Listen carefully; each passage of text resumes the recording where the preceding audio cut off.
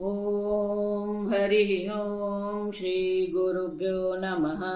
हरिः ॐ ॐ पार्थाय प्रतिबोधितां भगवता नारायणेन स्वयं व्यासेन ग्रथितां पुराणमुनिना मध्ये महाभारतम् अद्वैतामृतवर्षिणीं भगवतीम् अष्टादशाध्यायिनीम् अम्ब त्वामनुसन्दधामि भगवद्गीते भवद्वेषिणीम् यं ब्रह्मा वरुणेन्द्ररुद्रमरुतः स्तुन्वन्ति दिव्यैस्तवैः वेदैः साङ्गपदक्रमोपनिषदैः गायन्ति यं सामगाः ध्यानावस्थिततद्गतेन मनसा पश्यन्ति यं योगिनः यस्यान्तन्न विदुः सुरासुरगणाः देवाय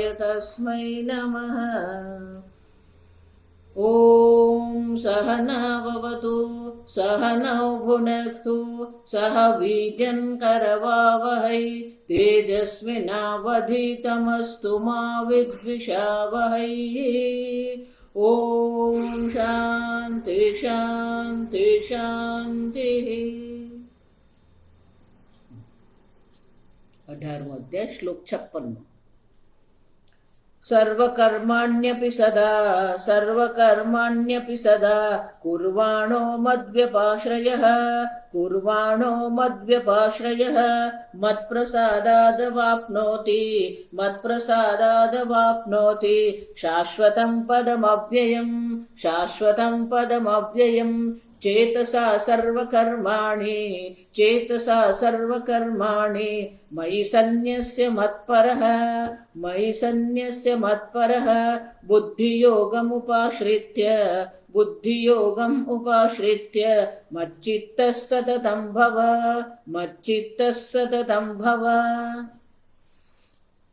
જ્ઞાન નિષ્ઠા અને જ્ઞાન નિષ્ઠાથી મોક્ષ કોને પ્રાપ્ત થાય? ભગવાન એ શું કહે છે? કાલે આપણે જોઈએ મત પ્રસાદ વાપનોતિ શાશ્વતમ પદમ અવ્યયમ. હું કાયમ કહું છું ઈશ્વરના અનુગ્રહ વિના કશું જ શક્ય નથી. ઈશ્વરના અનુગ્રહથી જ આપણને વેદાંતમાં રુચિ થાય છે, ઈશ્વરના અનુગ્રહથી જ આપણને શ્રવણ મળે છે, ઈશ્વરના અનુગ્રહથી જ જ્ઞાન થાય છે. અને એટલે એ ભગવાન કહી રહ્યા છે સર્વકર્માણી અપી સદા કુર્વાણઃ. ભૌતિક રીતે કર્મનો કોઈ ત્યાગ નથી. આ સમજ જે લોકો ભૌતિક રૂપે કર્મનો ત્યાગ કરીને બેસે છે ને એના જીવનમાં પછી નિરાશા હતાશા આવવાની જ છે. જરૂર છે. તમારા આશ્રમ પ્રમાણે, તમારા વય પ્રમાણે, તમારા સ્થાન પ્રમાણે જે કરવા યોગ્ય છે આપણે કરવાનું જ છે. અને એટલે ભગવાન એ કહી રહ્યા છે કે જ્ઞાન નિષ્ઠા પ્રાપ્ત થયા પછી પણ સર્વકર્માણી સદા કુર્વાણઃ સદા સર્વદા પોતાના કર્મ કરી જ રહ્યા છે. કરવા છતાં પણ જો મદ્વ્યપાશ્રય આમ સદા સર્વ કર્મ કરનાર જે છે કરુવાણ કરનાર, ભગવાનને આશ્રિત થઈને એ સર્વ કર્મ કરી રહ્યો છે. અને ભગવાનને શરણાગતિ જે ભગવાનનો આશ્રય છે. મય્ય અર્પિત સર્વાત્મ ભાવ સંપૂર્ણપણે ઈશ્વરને આશ્રિત છે. જ્ઞાન પછી પણ સંપૂર્ણપણે ઈશ્વરની શરણાગતિ છે. મત પ્રસાદ વાપનોતિ મત્પ્રસાદાત મારા અનુગ્રહને કારણે એને શાશ્વત પદની પણ પ્રાપ્તિ થાય છે. યસ્માદેવ તસ્માત આવું હોવાને કારણે જ ચેતસા સર્વકાર કર્માણી મયી સંન્યસ્ય મત્પરઃ. 57મા શ્લોકમાં ભગવાન કહે છે ચેતસા વિવેક બુદ્ધિયા. શંકરાચાર્ય કહે છે વિવેક બુદ્ધિથી સર્વ કર્મ આપણે ઈશ્વરને સમર્પિત કરવાના જ છે. કર્તા પણ ઈશ્વરને કારણે છે, કર્મ પણ ઈશ્વરને કારણે છે, કર્મ અધ્યક્ષ પણ ઈશ્વર છે, કર્મફળ પ્રદાતા પણ ઈશ્વર જ છે. આમ વિવેક બુદ્ધિથી આપણે વિચાર કરીએ તો કર્મમાં આપણે ક્યાંય હાથ મૂકી શકીએ એવી કોઈ શક્યતા જ નથી. કોઈ એવી સંભાવના જ નથી કે તમે કહી શકો આ મારું કર્મ છે. અને એટલા માટે વિવેક બુદ્ધિથી સર્વ કર્મનો મયી સંન્યસ્ય, મયી ઈશ્વરે સંન્યસ્ય, ઈશ્વરને એ સર્વ કર્મ આપણે અર્પણ કરવાના જ છે. યદ કરોષિ યદ અશ્નાસી યદ જુહોષિ તપસ્યત દદાસી યદ તપસ્યસી કૌંતેય તત્ કુરુષ્વ મદર્પણમ. 9મા અધ્યાયમાં ભગવાન કઈ જ ગયા, જે પણ તું કરે છે, જે પણ કઈ ભોજન કરી રહ્યો છે, જે પણ કઈ ગ્રહણ કરી રહ્યો છે, જે પણ દાન આપી રહ્યો છે, જે પણ આહુતિ આપી રહ્યો જુહોષી, અર્જુન એ સર્વ વસ્તુ તું મને અર્પણ કર. આમ સર્વ કર્માણી, સર્વ કર્મ, કોઈ પણ કર્મ હોય, ભોગ હોય, આહુતિ હોય, દાન હોય, સર્વ આપણે ઈશ્વરને સમર્પિત કરીએ. આમ ઈશ્વરને સમર્પણ ભાવનાથી જયારે કર્મ કરવામાં આવે, એટલું જ નહીં, મત પરહ, અહમ વાસુદેવ પરહ યશ્ચૈતિ મત પરહ.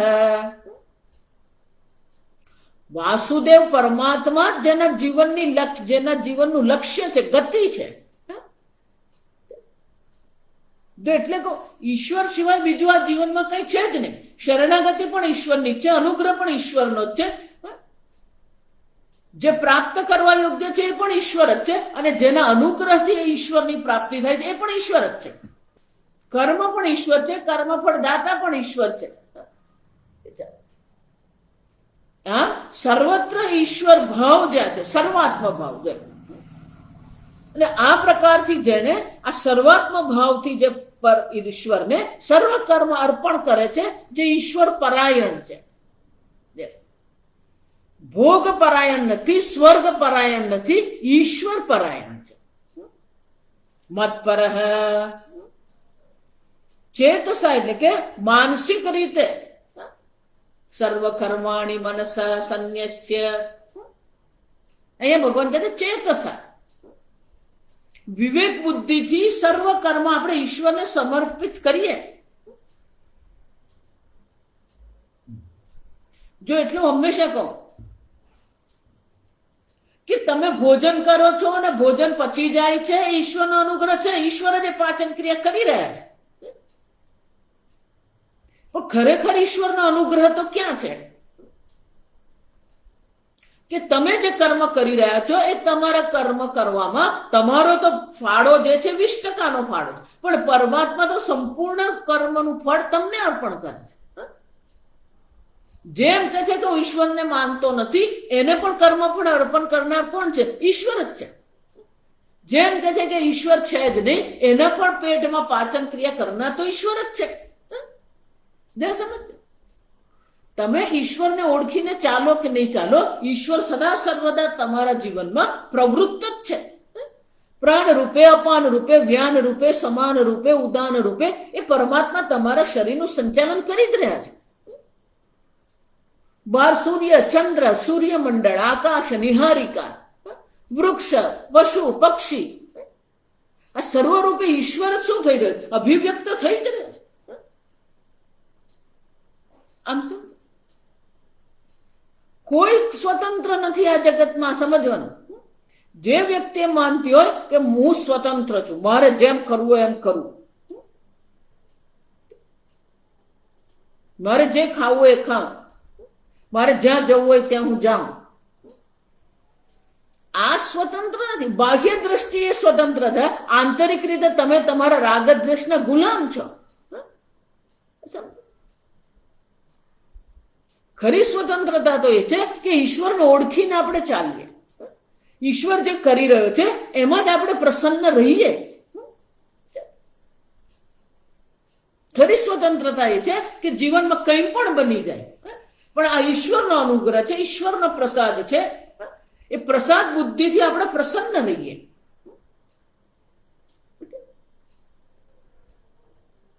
આ સમજ, જે સતત ફરિયાદ કરનારો છે, જેને સતત વાંધા વચકા પડતા હોય, ઈશ્વરને અવગણના કરી રહ્યો છે, ઈશ્વરને અપમાન કરી રહ્યો છે. ફરિયાદ કરીને, દોષારોપણ કરીને તમે શું કરી રહ્યા છો? ઈશ્વર પર જ દોષારોપણ કરી રહ્યા છે. પ્રસાદ બુદ્ધિ જયારે આપણે કહીએ ત્યારે આપણે પ્રસાદ બુદ્ધિ આપણી 50% જ છે. ઈશ્વરની દ્રષ્ટિએ તો કર્મ અને કર્મ ફળ બે જ છે. ફળ જ છે. આ સમજો, આપણું જે કર્મ છે, આપણી જે ભાવના છે, એને અનુરૂપ આપણને કર્મફળ મળવાનું જ છે. પણ જ્યારે કર્મફળ મળે છે ત્યારે પછી આપણે શું કરીએ? એટલે મહાભારતમાં વ્યાસજી બહુ સુંદર કહે છે, પાપસ્ય ફલમ ન ઈચ્છંતિ પાપમ કરોતિ સર્વદા.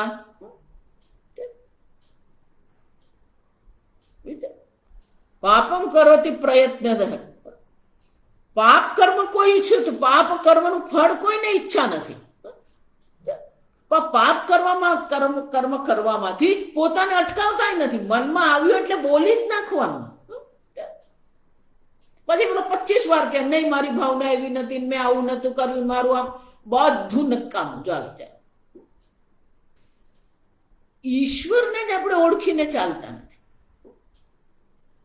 પ્રસાદ બુદ્ધિ કોને કહેવાય? જો વિચાર, ઈશ્વર તો આપણને કર્મ ફળ આપે છે, પણ કોઈ પણ કર્મ જ્યારે કરવામાં આવે તો એ કર્મફળની અપેક્ષા ત્યાં છે. કોઈક ઉદ્દેશ્ય છે કર્મની પાછળ.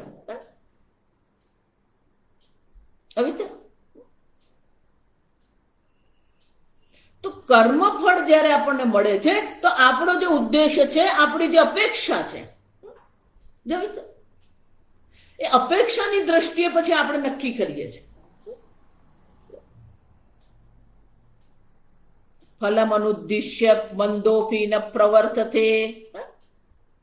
કોઈ પણ પ્રકારના કર્મફળના ઉદ્દેશ્ય વિના તો મંદ બુદ્ધિ વાળો કોઈ પ્રવૃત્તિ, એને ભલે મંદ બુદ્ધિનું એના પ્રકારનું ઉદ્દેશ્ય, એના પ્રકારની અપેક્ષા હશે, પણ એને પણ કંઈક તો અપેક્ષા છે જ.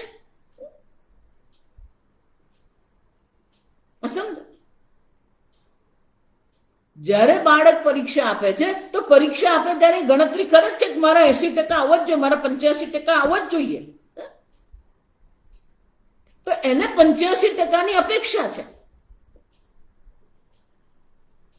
તો 85%ની જે અપેક્ષા છે ને એ પેલી સીમા બાંધે છે આપણા ફળ માટે. ભગવાન તો ફળ જ આપે છે. આ સમજો. પૂજ્ય સ્વામીજી હંમેશા કહેતા કે ભગવાન આપણને કર્મફળ આપી રહ્યા છે, પણ આપણી અપેક્ષાની દ્રષ્ટિએ પેલા 4 પ્રકાર થઈ શકે. આપણી અપેક્ષા અનુરૂપ મળે, અપેક્ષાથી વધારે પણ મળી શકે, અપેક્ષાથી ઓછું પણ મળે, અપેક્ષાથી વિપરીત પણ મળી શકે. જોઈ તો આપણી અપેક્ષા પ્રમાણે 85-86 મળે, અથવા આપણી અપેક્ષાથી વધારે 89 આવે તો આપણે ખુશ છે. આપણી અપેક્ષાથી ઓછા 75 આવે કે આપણી અપેક્ષાથી વિરુદ્ધ કોઈ એક વિષયમાં નાપાસ થઈ ગયા. જોઈ અપેક્ષા અનુરૂપ અને અપેક્ષાથી વધારે મળે ત્યારે આપણે પેલા ફળ શબ્દમાં પેલો સ ઉમેરીને સફળતા એવું કહીએ. અપેક્ષાથી ઓછું કે અપેક્ષાથી વિપરીત મળે ત્યારે આપણે શું કહી દઈએ? ફળની સામે પેલો પ્રત્યય લગાવીને નિષ્ફળતા કહી દઈએ. તો સફળતા નિષ્ફળતા તો આપણી અપેક્ષાને અનુરૂપ છે. જેને 85 અપેક્ષા રાખી છે અને એને 75 આવે તો એને નિષ્ફળતા લાગે, પણ જેને 70 અપેક્ષા રાખી છે અને 75 આવે તો એ 75 એને માટે સફળતા છે.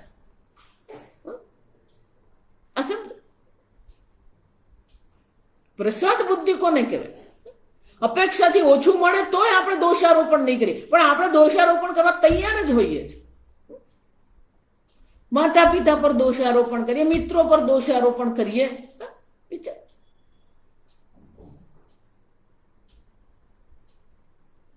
સમજો. આપણા જીવનમાં જે કંઈ પણ બની રહ્યું છે, આપણું જે પ્રારબ્ધ છે, આપણા પૂર્વજન્મના કર્મ છે. તો અન્ય પર દોષ આરોપણ કરવાને બદલે આપણે સ્વીકારીએ કે આપણે પૂર્વજન્મમાં એવું કંઈક કર્યું હતું. એટલા માટે જ એવું કહેવાય કે જ્યારે પેલો ભિખારી ભિક્ષા લે છે ને, તો તમે ભિખારી પર ઉપકાર કરતા નથી. પેલો ભિખારી આપણને કંઈક શીખવી રહ્યો છે કે પૂર્વજન્મમાં મેં દાન નહોતું કર્યું એટલે આજે હું ભિખારી બન્યો, તારે ભિખારી નહીં બનવું હોય તો તું દાન કર. વિચારે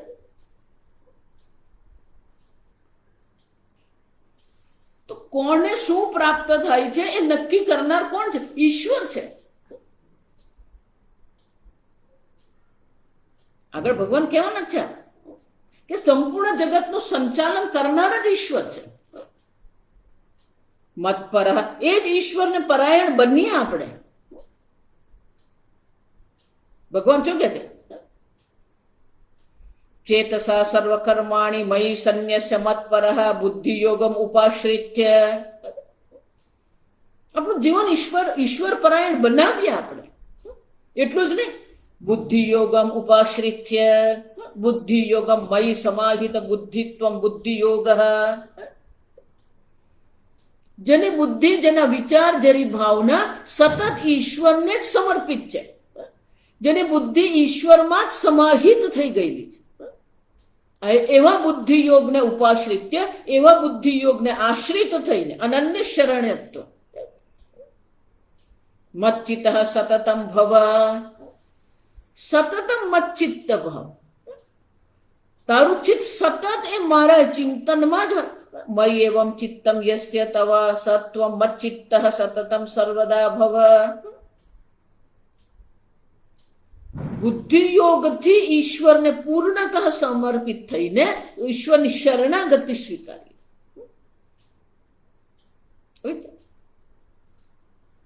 સતત ઈશ્વરનું ચિંતન. મચ્ચિત્ત, જો આપ જેટલા શબ્દો છે ને બધા આગળ આવી ગયા. ઈશ્વરને સમર્પિત છે કે નહીં? મચ્ચિત્ત મદ્ગત પ્રાણાહ બોધયંત પરસ્પરમ.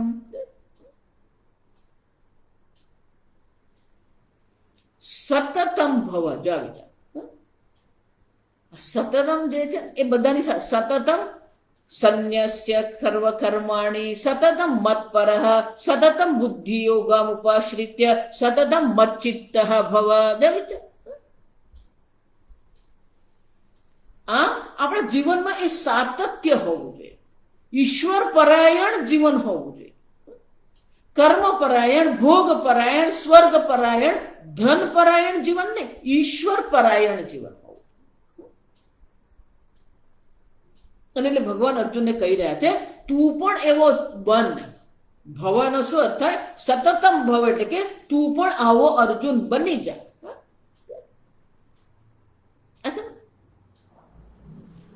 જ્ઞાન નિષ્ઠા આપણે પ્રાપ્ત કરવી છે તો આપણું જીવન આવું હો, આપણી જીવન શૈલી, આપણું મન, આપણી બુદ્ધિ આવી હોવી જોઈએ.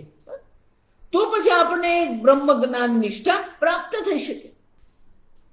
જ્યાં સુધી સંપૂર્ણ કર્મ ઈશ્વરને સમર્પિત આપણે નહીં કરીએ, જ્યાં સુધી પૂર્ણતઃ પ્રસાદ બુદ્ધિ આપણા મનમાં નહીં આવે,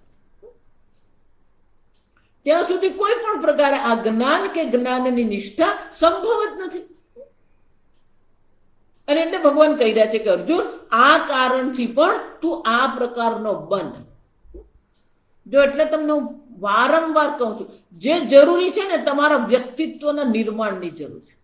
તમે જો એમ માનતા હોય કે હું જેવો છું કે હું જેવી છું એ બરાબર જ છે, તો ભગવાને તમારું કલ્યાણ નહીં કરી શકે.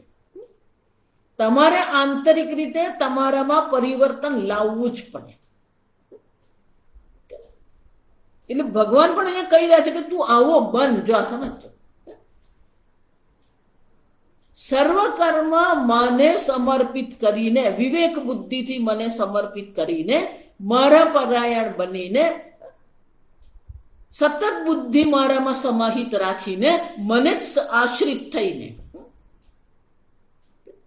મારે શરણાગત થઈને, મચ્ચિત્ત ભવ સતતમ. ભક્તિનો કોઈ વિકલ્પ નથી. આ સમજો,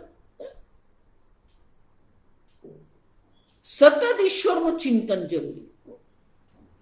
આ પ્રકારે ઈશ્વર ચિંતન હશે સંપૂર્ણ ઈશ્વર મદાશ્રય મત પ્રસાદાદ વાપનોતી. પછી ભક્તિનો કયો વિકલ્પ છે? આ વિચારી લો. ભક્તિનો કોઈ વિકલ્પ છે જ નહીં. ભગવાન અહીંયા એ જ કહી રહ્યા છે કે મારી ભક્તિ હશે તો મારા અનુગ્રહથી જ તને આ બધું પ્રાપ્ત થઈ જશે.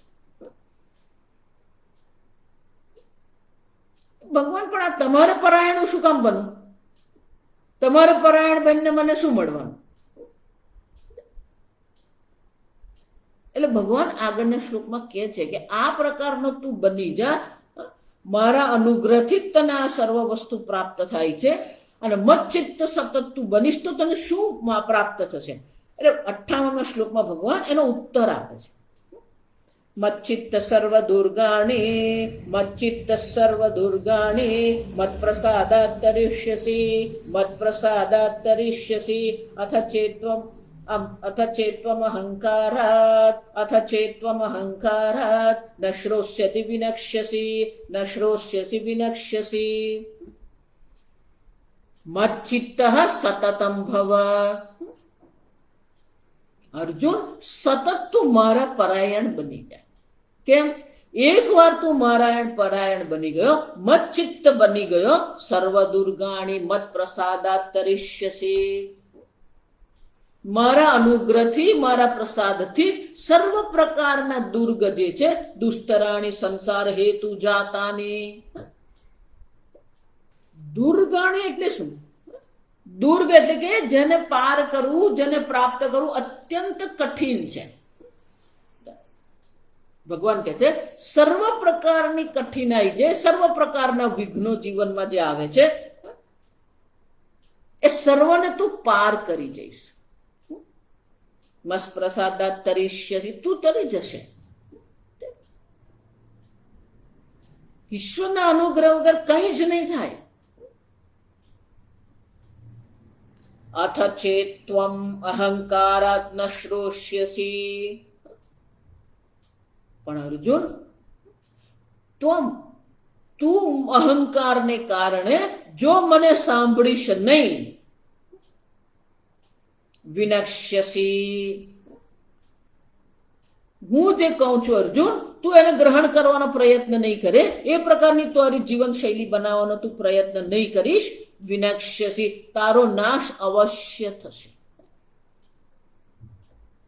વિનાશમ ગમિષ્યસી.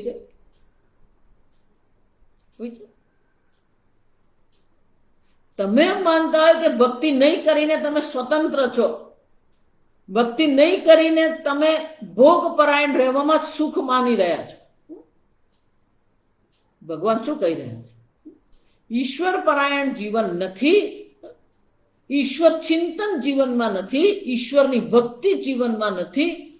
અને ભગવાન આટલું કહે છે, કયા પછી પણ જો સાંભળતો નથી તો અર્જુન, તારો વિનાશ અવશ્ય થશે. જો એટલે ગઈકાલે મેં તમને કહ્યું 7મા અધ્યાયમાં, 8મા અધ્યાયમાં, 9મા અધ્યાયમાં, 10મા, 11મા અધ્યાય ભગવાન સતત આ ભક્તિની ચર્ચા કરે છે. 12મા અધ્યાયમાં બધે આ ચર્ચા છે. શબ્દો જુદા જુદા છે, આ સમજો. ઈશ્વરની ભક્તિ કોઈ વિકલ્પ નથી. મન્મના ભવ મદ્ભક્ત મદ્યાજી મામ નમસ્કુરુ મચ્ચિત્ત મદ્ગત પ્રાણ બોધેય પરસ્પરમ મત્કર્મકૃત મત્પરમઃ મય્યેવ મન આદસ્ત્વ મયી બુદ્ધિમ નિવેશય નિવશ્યસ્યસી મય્યેવ. આ ચર્ચા ભગવાન કરી રહ્યા છે. ઈશ્વરનો અનુગ્રહ નથી તો કંઈ જ નથી. ભલે ગમે એવી પ્રતિકૂળતા હોય, એટલે પ્રતિકૂળતાને કારણે ઈશ્વરનો અનુગ્રહ નથી થઈ રહ્યો એવું નથી. એક શેઠની વાર્તા જો એ અંગ્રેજીમાં, આપણે પગલા પડે ને એને ફૂટપ્રિન્ટ કહેવાય, ગોડ્સ ફૂટપ્રિન્ટ. ઈશ્વરના પગલા. વાર્તાનું શીર્ષક છે ઈશ્વરના પગલા. ભણ્યા ગણ્યા, ધંધો શરૂ કર્યો, લગ્ન થયા, બાળકો થયા, કઈક ધંધામાં ખટપટ થઈ ગઈ, ખોટ આવી ગઈ. વળી પાછા મહેનત કરીને ઊભા થયા અને ફેક્ટરી બનાવી, બાળકો મોટા થઈ ગયા, ભણી રહ્યા, બાળકોને ફેક્ટરીમાં લગાવી દીધા. આમ જીવનમાં અનેક ઉતાર ચઢ આવ્યા. જાસન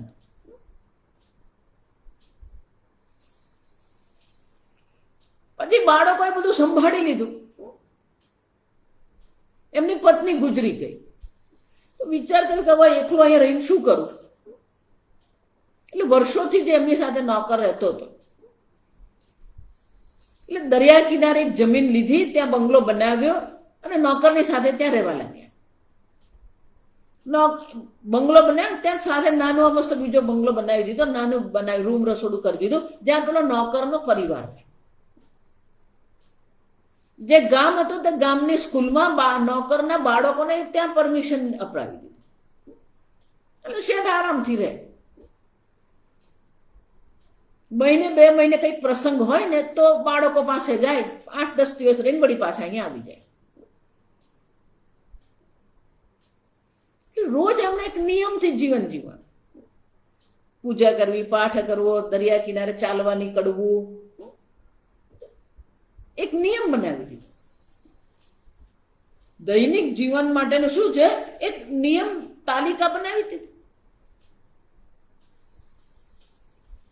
તેમના નિયમમાં એવું હતું કે રોજ સવારે ઉઠીને શું કરે, પેલા ચાલવા જાય દરિયા કિનારે, ચાલીને આવે, સ્નાન કરે, પૂજા કરે, નાસ્તો કરે, કંઈક વાંચે, સાંજે વળી પાછા ચાલવા નીકળે. કોક વાર પેલો એમનો નોકર હોય ને એમની સાથે ચાલતો હોય તો આગળ પાછળ ચાલે, કોક વાર એકલા જ ચાલતા. એક દિવસે એકલા ચાલી રહ્યા, ચાલતા ચાલતા એમના મનમાં પેલો ભૂતકાળ આખો દેખાવા લાગ્યો. ભૂતકાળમાં જે જે બની ગયું ને એમ ચલચિત્રની જેમ એમને આકાશમાં બધું દેખાવા લાગ્યું. શું શું થયું, કેવી રીતે ભણ્યા પછી ધંધો કેવી રીતે ચાલુ કર્યો, લગ્ન કેવી રીતે થયા.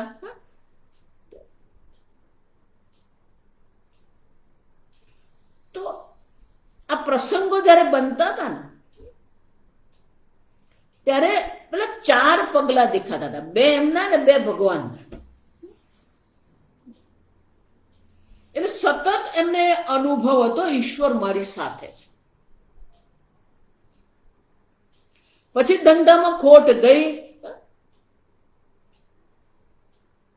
બધું વેચી દેવું પડ્યું, સામાન્ય 2 રૂમના ઘરમાં ગયા, પછી વળી પાછો નવો ધંધો શરૂ કર્યો, એમાંય થોડી મુશ્કેલીઓ આવી. 2-5 વર્ષે વળી પાછા ઊભા થયા. આમ જે પ્રતિકૂળતાનો સમય હતો ત્યારે પેલા 2 જ પગલા દેખાતા. વળી પાછો જયારે ધંધો ચાલુ થઈ ગયો, બરાબર ચાલુ થયો, નફો ચાલુ થઈ ગયો, બાળકો ભણી રહ્યા, બાળકોને પરણાવ્યા, વળી પાછા 4 પગલા દેખાયા. એટલે એમના મનમાં વિચાર આવ્યો અને સહજતાથી જે બોલી ઉઠ્યા. ત્યારે ભગવાન, જયારે પ્રતિકૂળતા હતી ત્યારે તું મને છોડીને જતો રહ્યો. સહજ રીતે જ બોલી દીધું કે પેલા 4 પગલામાંથી 2 થઈ ગયા, 2 માંથી વળી પાછા 4 થઈ ગયા. એટલે સહજ રીતે બોલ્યા કે ભગવાન, ત્યારે ખરેખર પ્રતિકૂળતા, ખરેખર મને તારી જરૂર પડી ત્યારે તું મને છોડીને જતો રહ્યો. એટલે ત્યારે આકાશવાણી થઈ કે તને જે પ્રતિકૂળતાના 2 પગલા દેખાય છે ને એ 2 પગલા મારા છે, મેં તને મારા ખભા પર ઊંચકી લીધો હતો. ઈશ્વર તો ક્યારેય તમારો સાથ છોડતો જ નથી. તમે ઈશ્વરમાં માનો કે નહીં માનો, તમે ઈશ્વરની પૂજા કરો કે નહીં કરો, તમે ઈશ્વરનો જપ કરો કે નહીં કરો, સતત ઈશ્વર તો તમારા જીવનમાં પ્રવૃત્ત જ છે. આગળ મેં કહ્યું પ્રાણ, અપાન, વ્યાન, સમાન, ઉદાન, આ પ્રાણ, 5 પ્રાણ રૂપે ઈશ્વર સતત પ્રવૃત્ત થઈ રહ્યો છે. પંચમહાભૂત રૂપે ઈશ્વર પ્રવૃત્ત થઈ રહ્યો છે. સૂર્ય, ચંદ્ર, તારા, નક્ષત્ર, વૃક્ષ, ગ્રહ, પશુ, પક્ષી, જળ, અગ્નિ, આ સર્વરૂપે ઈશ્વર પ્રવૃત્ત જ છે.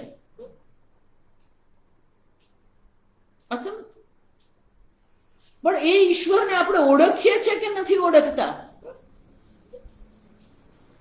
જો એટલે આપણે ગુજરાતીમાં કહીએ કે ઈશ્વરને ઓળખીને ચાલીએ આપણે. ઈશ્વર તો સતત આપણી સાથે જ છે. તમે ઈશ્વરનું ચિંતન કરો કે નહીં કરો, પણ એ ઈશ્વર સતત તમારી સાથે છે. એના સાનિધ્યનો તમને અનુભવ છે કે નહીં? મહત્વનું એ છે કે ઈશ્વર તમારી સાથે છે કે નથી એ નહીં, પણ મહત્વનું એ છે કે તમે એ ઈશ્વરના સાનિધ્યની અનુભૂતિ કરો છો કે નહીં. ઈશ્વર સદા સર્વદા મારી સાથે છે. પ્રતિકૂળતામાં ઈશ્વર તમને છોડતો નથી. 12 વર્ષ મહાભારતના પ્રમાણે 12 વર્ષ પાંડવો વનમાં રહ્યા. ક્યારે ઈશ્વર પર કોઈ દોષારોપણ.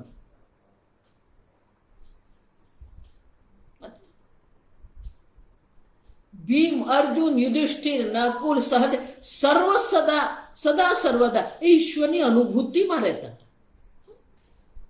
અને એટલે ભગવાન એ કહી રહ્યા છે કે જો આ પ્રકારે તું મચ્ચિત્ત છે, સતત તું મારું ચિંતન કરી રહ્યો છે, સતત તું મત પરઃ મચ્ચિત્ત, તું મારા પરાયણ છે, તું મચ્ચિત્ત છે, તારું ચિત્ત સદા સર્વદા મારામાં જ સમાહિત થઈને રહે છે, સર્વ પ્રકારની પ્રતિકૂળતાને તું તરી જશે.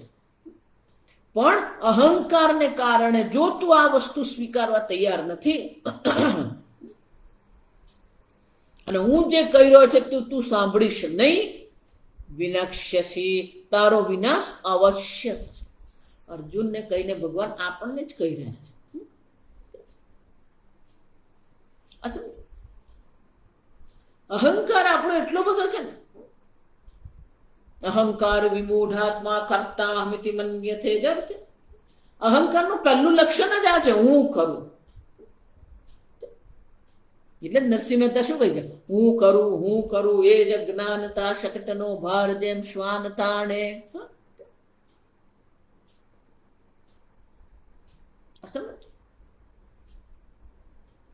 અહંકાર જ આપણા નાશનો કારણ.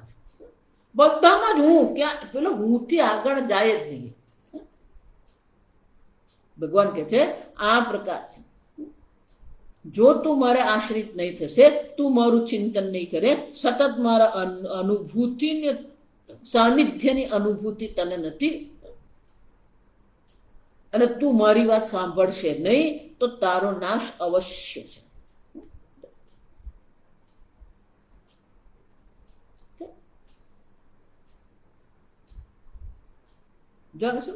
ભગવાન અર્જુન સ્પષ્ટ રૂપે કહી રહ્યા છે, ત્વમ ન શ્રોષ્યસી વિનક્ષ્યસી, તું મારી વાતને નહીં સાંભળીશ તો તારો નાશ અવશ્ય છે.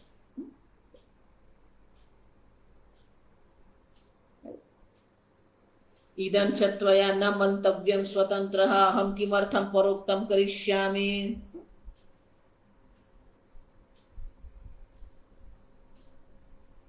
અર્જુન, તારે આ પણ સમજવાની જરૂર છે. ઇદમ ત્વયા ન મંતવ્યમ સ્વતંત્ર અહમ,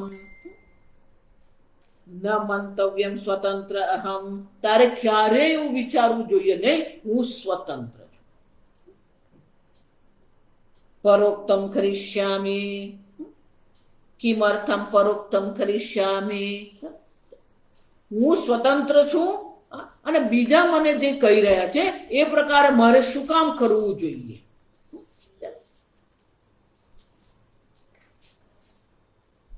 મોટે ભાગના લોકોની આ તકલીફ છે, આ સમજજો. પછી સાધક હોય કે સંસારી હોય કે વેદાંતી હોય, બધાની આ જ તકલીફ છે.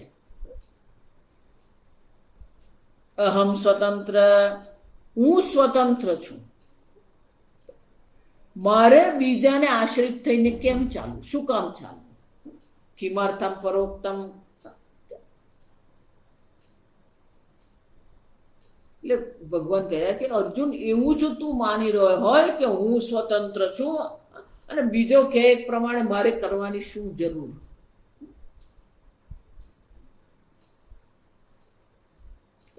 ભગવાન આગળનો શ્લોક કહે છે, અર્જુનની દ્રષ્ટિએ યુદ્ધ કરવાનું છે. યુદ્ધ છે, અર્જુનની પરિસ્થિતિ એ છે કે યુદ્ધ ભૂમિમાં ઊભો છે અને યુદ્ધ કરવાનું છે, પણ મોહને કારણે, શોકગ્રસ્ત થવાને કારણે એ યુદ્ધની પ્રવૃત્તિનો એને ત્યાગ કરી દીધો છે. નયોત્સયતિ ગોવિંદ, ભગવાન હું યુદ્ધ નહીં કરું. અર્જુનની દ્રષ્ટિએ યુદ્ધ કરવાનું છે. જો એ જ રીતે મનુષ્ય જીવન જ યુદ્ધ છે. આ સમય સવારે ઉઠીએ ને ત્યારથી જ પેલું મહાભારતનું યુદ્ધ ચાલુ થઈ જ ગયું હોય. મન જાગી જાય ને એટલે પેલો સંઘર્ષ ચાલુ, ઉઠું કે નહીં ઉઠું. પેલો કઈ નહીં, જરાક અડધો કલાક હજી સુઈ ને વાંધો નહીં. હા, મેં માતાજી 7 વાગે ક્યાં આવે જ છે ક્લાસમાં, માતાજીને આવતા 7:20 થઈ જ જાય, જરાક સુઈ જાય વાંધો નહીં. જે દિવસ સુઈ જાય ને એક દિવસે માતાજી 7 વાગે આવે. આ સમજ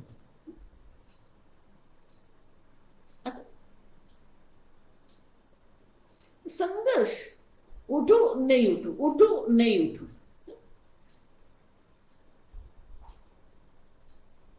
આપણું જીવન સંઘર્ષ, આપણી અંદર જ મહાભારત છે, આપણી અંદર જ પેલો પાંડવ પણ છે ને આપણી અંદર જ કૌરવ પણ છે, આપણી અંદર જ ભીષ્મ પિતામહ પણ છે ને આપણી અંદર જ શકુની પણ છે.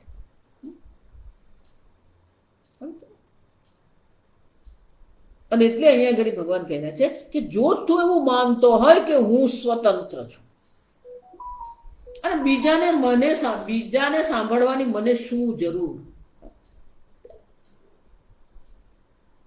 હું હંમેશા બધાને કહું છું કે આ જગતમાં કોઈ પૂર્ણતઃ સ્વતંત્ર નથી. ભલે ને એની પાસે કરોડપતિ હોય ને અબજોપતિ હોય, સ્વતંત્ર કોઈ નથી. ચાના કપનું દ્રષ્ટાંત મારું યાદ રાખવાનું. સવારે ઉઠીને તમને એક ચાનો કપ જોઈએ ના, માતાજી હું તો ચા પીતો જ નથી, હું તો દૂધ પીવું. તો દૂધ તો જોઈએ ને તમે.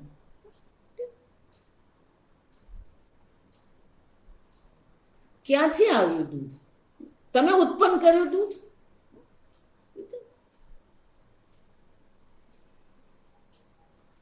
તમારે એક કપ ચા પીવો હોય તો એને માટે સંપૂર્ણ બ્રહ્માંડ પ્રવૃત્ત છે, ત્યારે તમારી પાસે એક કપ ચા આવી શકે. દૂધ કહીએ એટલે બધું ડેરી, ગો માતા બધું આવી ગયું. ખાંડ કહીએ એટલે શેરડીના ખેતરો આવી ગયા, શેરડીની ફેક્ટરી આવી ગઈ. એ શેરડીનું પેકિંગ કરવું ને પેકિંગ કરીને તમારા ઘરની દુકાન સુધી પહોંચાડવું.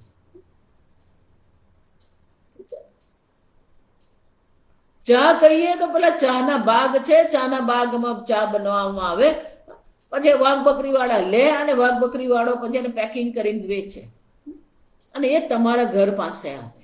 ટ્રાન્સપોર્ટેશન. અન્નાદ ભવંતિ ભૂતાની પર્જન્યાદ અન્ન સંભવ. પર્જન્ય, વર્ષાને કારણે જ આ અન્ન છે. યજ્ઞાદ ભવતી પર્જન્ય, યજ્ઞ સત્કર્મથી પર્જન્ય.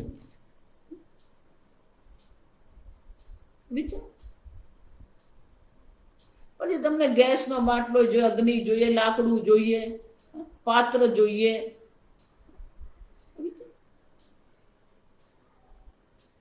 એને માટે કેટલા મનુષ્યો, કેટલા પશુઓ, પક્ષીઓ, દેવતાઓ સર્વ કાર્યરત છે. છતાં પણ અર્જુન તું એવું માનતો હોય અહમ સ્વતંત્ર, હું સ્વતંત્ર છું. ભગવાન કહે છે પોતાને ભૌતિક રીતે સ્વતંત્ર માનવું અને બીજાને કહેલું સાંભળવું નહીં. જો આ સમજો, અહમ સ્વતંત્ર કિમર્થમ પરોક્તમ કરિષ્યામિ. પરોક્તમ બીજા દ્વારા કહેવામાં આવી રહ્યું છે, એનું હું શું કામ કરું? આવું જો તું વિચારી રહ્યો હોય તો ભગવાન હવે પછીનો શ્લોક આપણને યદહંકારમાશ્રિત્ય નયોત્સૈતિ મન્યસે મિથ્યેષ વ્યવસાયસ્તે પ્રકૃતિસ્ત્વામ નિયોક્ષ્યતિ.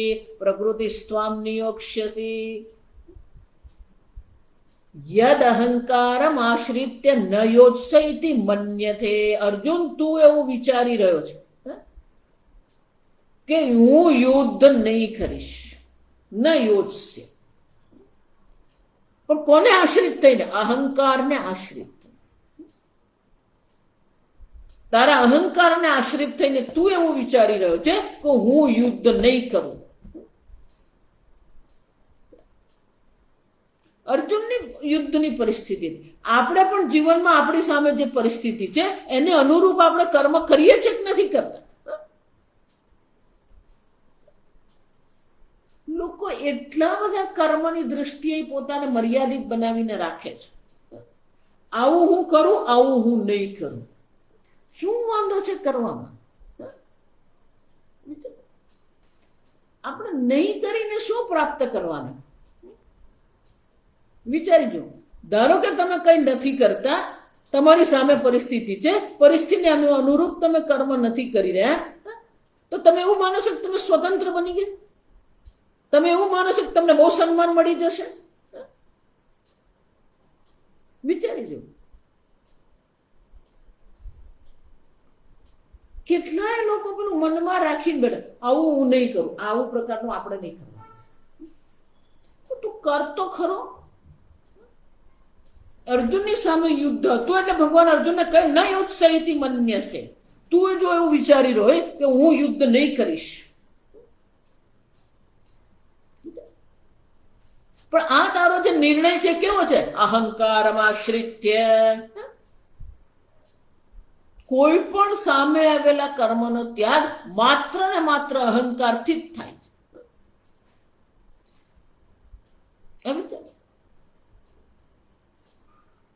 કેટલા એવા લોકોને હું જાણું છું, કર્મની દ્રષ્ટિએ પોતાને એટલા બધા મર્યાદિત બનાવીને રાખે છે. પછી શું? નુકસાન જગતને નથી થવાનું, આ સમજો.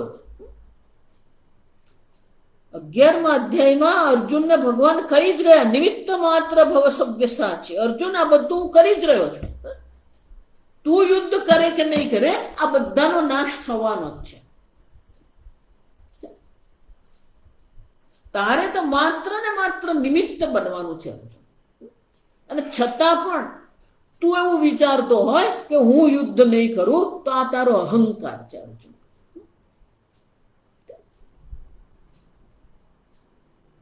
આ જગતનું સંચાલન ઈશ્વર વિરાટ સ્વરૂપે કરી જ રહ્યો છે. તમારે તો તમારા સ્થાન પર રહીને તમારો ફાળો નોંધાવવાનો છે.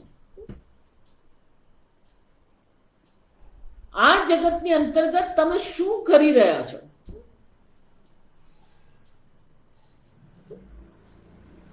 પણ તમે તમારા કર્તવ્ય કર્મનો ત્યાગ કરી દેશો તો તમારું કલ્યાણ ક્યારેય નહીં થાય.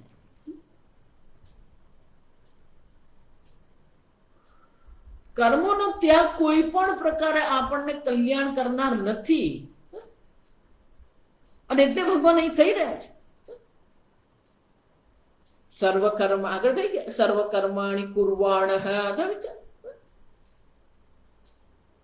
મદવ્યપાશ્રય. ઈશ્વરને શરણાગત થઈને સર્વ કર્મ આપણે કરવાનું. ભૌતિક રીતે કર્મનો ત્યાગ ક્યાંય નથી.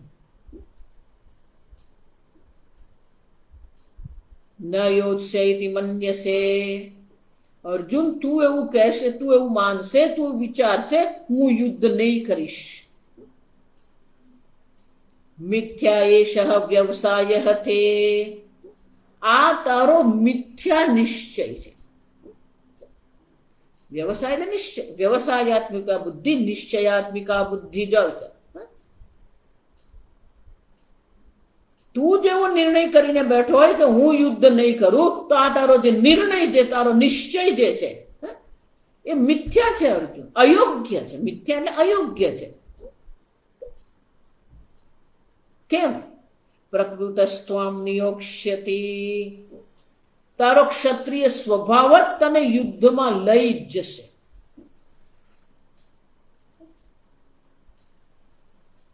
પ્રકૃતિનો સ્વભાવ જે છે એ પ્રકૃતિના સ્વભાવનો કોઈ ત્યાગ નહીં કરી. સ્વભાવ પ્રભવઈ ગુણૈ જાણતા, આપણે આગળ ચર્ચા બહુ વિસ્તારથી કરી કે પ્રત્યેક મનુષ્યનો એક સ્વભાવ છે, ગુણોથી, 3 ગુણોથી ઉત્પન્ન થયેલો જે સ્વભાવ છે એને અનુરૂપ જ આપણે કર્મ કરવાનું.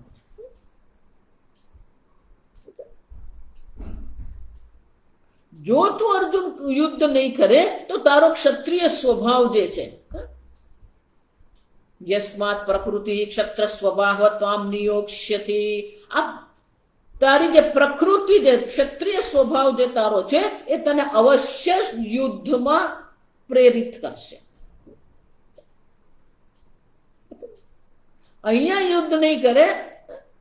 જો ઘણા લોકોને આ સ્વભાવ, જ્યાં જાય ત્યાં પેલો ઝઘડો જ કરે, એને વાંકું પડે જ, વાંકું પડીને પછી એવો તૂટી પડે. કેમ? અંદર એટલું બધું ભરીને આપણે ચાલીએ છીએ, પેલો કોઈક સાંભળવા વાળો મળવો જ જોઈએ, પછી જે બોલવાનું ચાલુ થાય પેલો અટકે જ નહીં. પોતાનો સમય બગાડે, બોલીને પોતાનો સમય બગાડે, બીજાનો સમય બગાડી રહ્યો છે.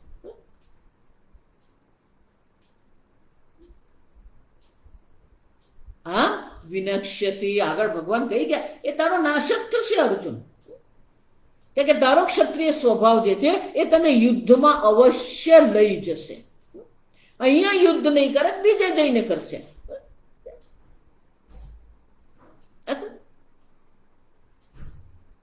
કારણ કે અર્જુન સ્વભાવથી જે કર્મ જે છે એનો ત્યાગ કોઈ કરી શકે એમ નથી.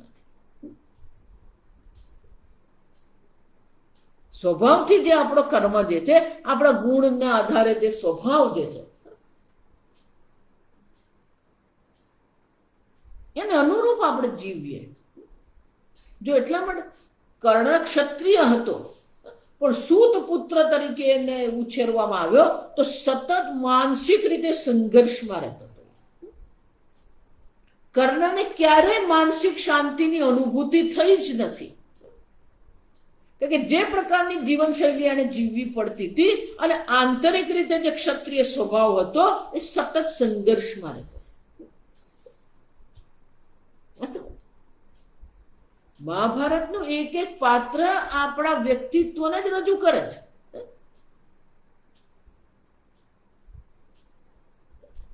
દ્રોણાચાર્યની પુત્રની આસક્તિ જ એમના મૃત્યુનું કારણ બની.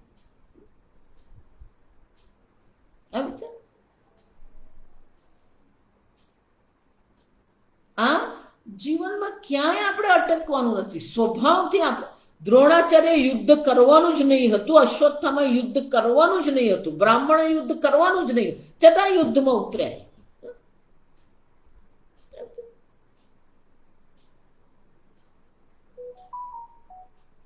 યુદ્ધમાં તો ઉતર્યા જ. દુર્યોધનના એટલે બધા અપમાન સહન કરવા પડ્યા એમને. દુર્યોધન સતત બધાને અપમાનિત કરતો.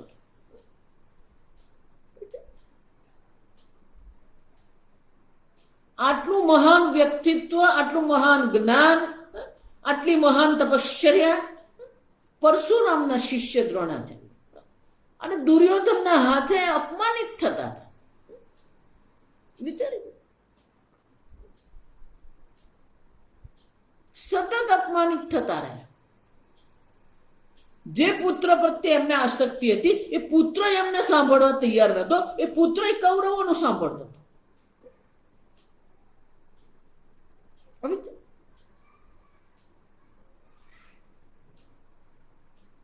સ્વભાવથી એ બ્રાહ્મણ છે, પણ પોતાના સ્વભાવથી વિપરીત એ કર્મ કરી રહ્યા.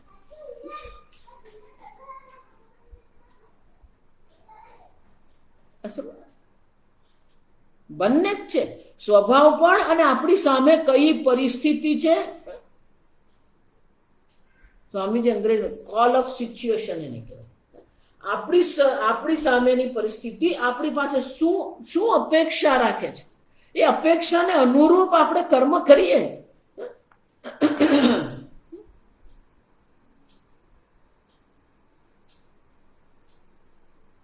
એટલે ભગવાન અહીંયા કહી રહ્યા છે કે કોઈ પોતાની, જ્યાં સુધી બ્રહ્મ જ્ઞાન થતું નથી, બ્રહ્મ જ્ઞાનમાં નિષ્ઠા થતી નથી, ત્યાં સુધી દરેક વ્યક્તિ એ પોતાના સ્વભાવને આધીન છે. એટલે ભગવાન આ 60મા શ્લોકમાં કહે છે, સ્વભાવજેન કૌંતેય સ્વભાવજેન કૌંતેય નિબદ્ધસ્વેન કર્મણા કર્તુમ નેચ્છસि યન્મોહાत् કર્તુમ નેચ્છસि યન્મોહાत् કરિષ્યસ્ય વશોપિ તત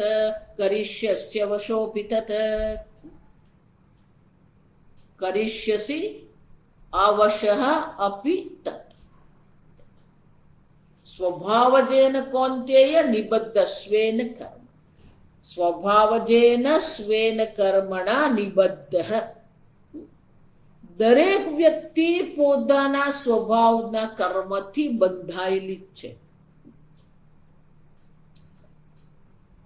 છતાં પણ ન કર્તુમ ઇચ્છસि યન્મોહાत्, મોહને કારણે તું તારા ક્ષત્રિય ધર્મનો ત્યાગ કરવા તૈયાર છે, તારા ક્ષત્રિય ધર્મને અનુરૂપ તું કરવા ઈચ્છતો નથી.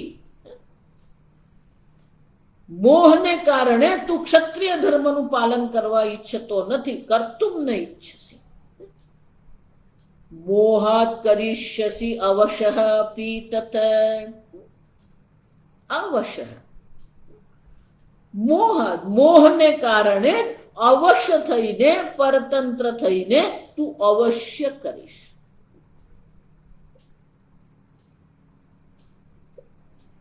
જો એટલે જ તમારું વ્યક્તિત્વનું નિર્માણ કરવાનું છે.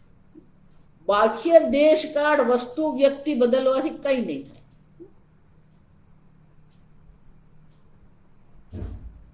દાદી હતા, ભણેલો લખતા વાંચતા આવડે નહીં, પણ 8 બાળકો, સાસુ સસરા નણંદ, વિશાળ પરિવાર,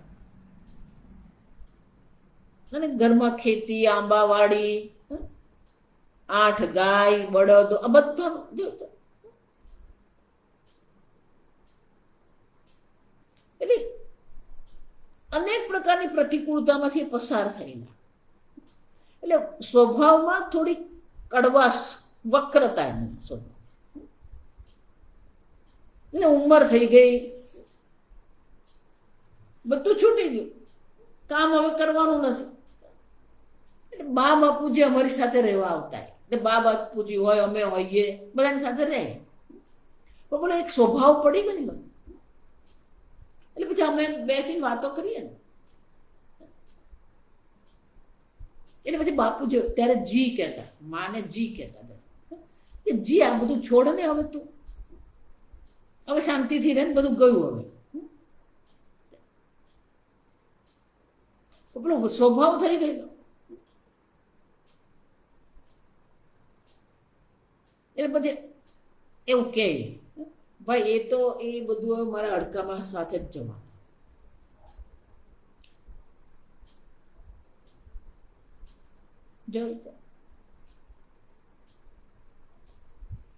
સ્વભાવનો અર્જુન ત્યાગ કેવી રીતે તું કરશે? તું ક્ષત્રિય છે, જીવનભર તે ક્ષત્રિય કર્મ કર્યા છે, ધર્મનું રક્ષણ કરવું એ તારું કર્તવ્ય છે. અને તારા ક્ષત્રિય સ્વભાવને છોડીને પોતાના સ્વભાવને અનુરૂપ કર્મનો તું ત્યાગ કરી દેશે. એ કરવાની તને ઈચ્છા નહીં થશે, છતાં પણ મોહથી તું કરીશ. જો આજકાલ અનેક સાધકોમાં આ તકલીફ છે. બાહ્ય રીતે પેલું સાધુ જીવન આપણે અપનાવી લઈએ છીએ, પણ આંતરિક રીતે જે વ્યક્તિત્વનું નિર્માણ થવું જોઈએ એ થયું જ નથી. એટલે પછી એટલી બધી છટકબારીઓ શોધતા હોય લોકો.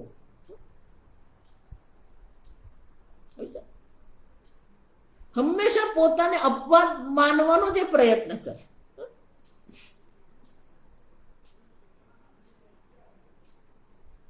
એ જ પછી એના પતનનું કારણ બને. જ્યાં સુધી પૂર્ણતઃ વ્યક્તિત્વનું નિર્માણ થતું નથી, કર્મયોગ દ્વારા ઈશ્વરાર્પણ બુદ્ધિ કેળવાય નથી, પ્રસાદ બુદ્ધિ આપણામાં કેળવાય નથી, અને બધો ત્યાગ કરીને જો બેસી જઈશું તો અવશ્ય જીવનમાં વક્રતા આવે. એ વક્રતા તમને તો નુકસાન કરે જ છે, બીજાને પણ નુકસાન કરે. અને એટલે ભગવાન અહીંયા અર્જુનને કહી રહ્યા છે, લાલ બત્તી બતાવી રહ્યા છે અર્જુનને, કે અર્જુન જો તું મોહને કારણે આ નહીં કરીશ તો તારો સ્વભાવ તારી પાસે કરાવશે અવશ્ય. પરવશ થઈને પણ તું એવું વર્તન કરીશ. કે અર્જુનના મનમાં હજી પણ ક્યાંક ને ક્યાંક એવું હતું કે હું સંન્યાસ જીવન શૈલી અપનાવું. એટલે ભગવાન કહી રહ્યા છે કે સંન્યાસ જીવન શૈલી જે છે, આગળ બતાવી છે, વિવિક તદ્સેવી લઘવાસી યતવાકાય માનસઃ અહંકારમ બલમ દર્પમ કામમ ક્રોધમ પરિગ્રહમ વિમુચ્ય નિર્મમઃ. પણ એ પ્રકારની જીવન શૈલી માટે અર્જુન તું તૈયાર છે ખરો? ભલે આ પ્રકારની જીવન શૈલી મેં દર્શાવી છે, પણ એ જીવન શૈલી માટે તું તૈયાર છે?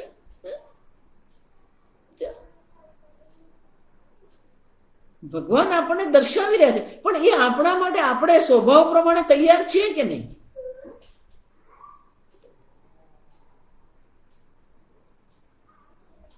જીવનમાં વક્રતા આવે. કેમ આવે છે જીવનમાં વક્રતા? કારણ કે આપણે સ્વભાવ પ્રમાણે આપણે કઈક જુદી જ જીવન શૈલી, આપણા સ્વભાવને અનુરૂપ આપણી જીવન શૈલી નથી, અને આપણો સ્વભાવ પરવશ આપણી પાસે કંઈક કરાવશે જ જે આપણી જીવન શૈલીને અનુરૂપ નથી. જીવન શૈલી ને સ્વભાવને અનુરૂપ જીવન શૈલી હશે તો આપણો આંતરિક વિકાસ અવશ્ય થશે. પણ સ્વભાવને અનુરૂપ જો જીવન શૈલી આપણે નહીં અપનાવીએ અને બીજાનું અનુકરણ કરીને આપણે કંઈક થઈ કરી નાખીએ, પછી આપણે જ પસ્તાવો કરીએ.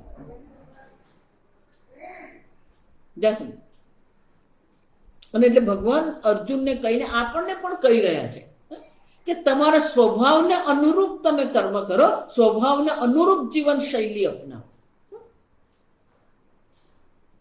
જે આપણે ગુજરાતીમાં એટલે કઈ લાંબો સાથે ટૂંકો જાય, મારે નહીં તો માંદો થાય. માંદો એટલે આપણે આપણા વ્યક્તિત્વમાં વક્રતા આવી જવાની. અને એટલા માટે અર્જુન, ભલે એ જ્ઞાન નિષ્ઠા માટે એ સંન્યાસ જીવન શૈલી આવશ્યક છે, પણ તું તારા સ્વભાવ પ્રમાણે વિચાર. તારો ક્ષત્રિય સ્વભાવ છે તો ક્ષત્રિય સ્વભાવ તારી પાસે યુદ્ધ અવશ્ય કરાવશે. તું અહીંયા યુદ્ધ નહીં કરે, બહાર જઈને યુદ્ધ કરશે. મોહાત કરીષ્યસી અવશ્ય અપી તત. એ જ કર્મ તું શું કરીશ? મોહાત, મોહને કારણે સ્વભાવને પરવશ થઈને તું એ કર્મ અવશ્ય કરીશ અર્જુન. આમ આપણા સ્વભાવને અનુરૂપ જે કર્મ છે એ કર્મ અવશ્ય કરવાનું છે. કેમ? સ્વે સ્વે કર્મણી અભિરતઃ સંસિદ્ધિમ લભતે નરઃ.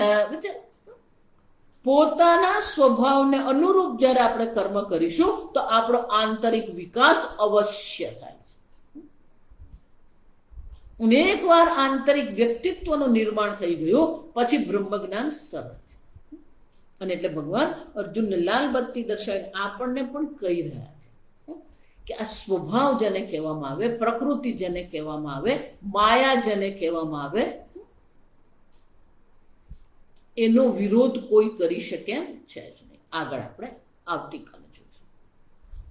ઓમ સ્વસ્તિ પ્રજાભ્યઃ પરિપાલયન્તામ ન્યાયેન માર્ગેણ મહિમ મહીષાઃ ગોબ્રાહ્મણેભ્ય શુભમસ્તુ નિત્યમ લોકા સમસ્તા સુખિનો ભવન્તુ કાલે વર્ષતુ પર્જન્યઃ पृथिवी सस्यशालिनी देशोऽयं क्षोभरहितः ब्राह्मणाः सन्तु निर्भयाः ॐ सर्वेषां स्वस्तिर्भवतु सर्वेषां शान्तिर्भवतु सर्वेषां पूर्णं भवतु सर्वेषां मङ्गलं भवतु सर्वे भवन्तु सुखिनः सर्वे सन्तु निरामयाः सर्वे भद्राणि पश्यन्तु मा कश्चित् दुःखभाग् भवेत् असतो मा सद्गमय तमसो मा ज्योतिर्गमय मृत्योर्मा अमृतङ्गमय